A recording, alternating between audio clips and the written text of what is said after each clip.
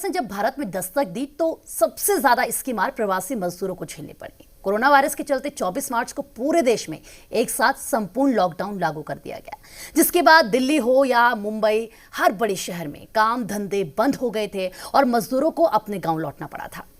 लेकिन अब रोजी रोटी की आस में मजदूरों की काम पर वापसी हो रही है। जो प्रवासी मजदूर अपने घरों को लौट गए थे, वो अब काम की तलाश में वापस शहरों की ओर लौटने लगे हैं।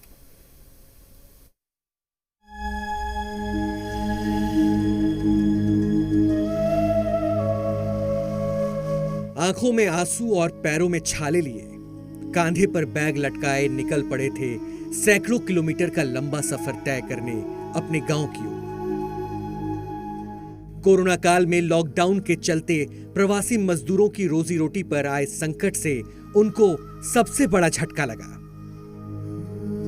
इस जानलेवा महामारी ने लाखों कामगारों का रोजगार भी छीन लिया, जिसकी वजह से उनके पास अपने घर लौटने के अलावा कोई रास्ता दूसरा नहीं बचा।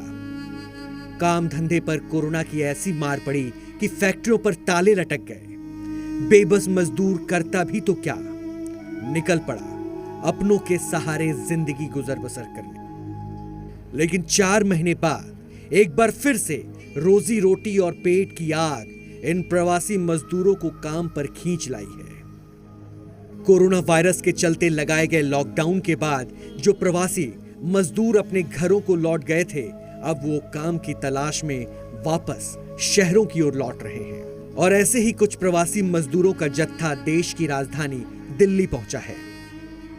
यहाँ पर आप देखिए कि जो माइग्रेंट लेबरर्स हैं, लेकिन ये जो है ये जा नहीं रहे हैं बल्कि वापस आ रहे हैं। सभी जो माइग्रेंट लेबरर्स अभी तक दिल्ली से अलग अलग राज्यों में गए थे, वो अब बसों के जरिए वापस दिल्ली आ रहे हैं, क्योंकि अनलॉक है तो अब वापस धीरे धीरे पटरी पर जिंदगी लौट रही है। तो लॉकडाउन के टाइम आप वापस गई थी यहाँ से? हाँ, यहाँ से गई थी आप वापस। तो अभी वापस क्या यहाँ पर आपको पता चला कि काम शुरू हो गया?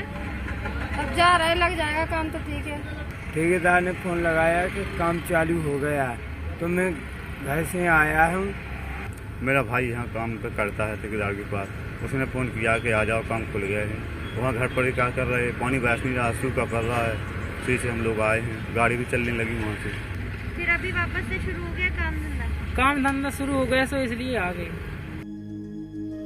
ये वो मजदूर हैं जिनके सिर पर कर्ज का बोझ भी है और जिम्मेदारियों का पहाड़ भी।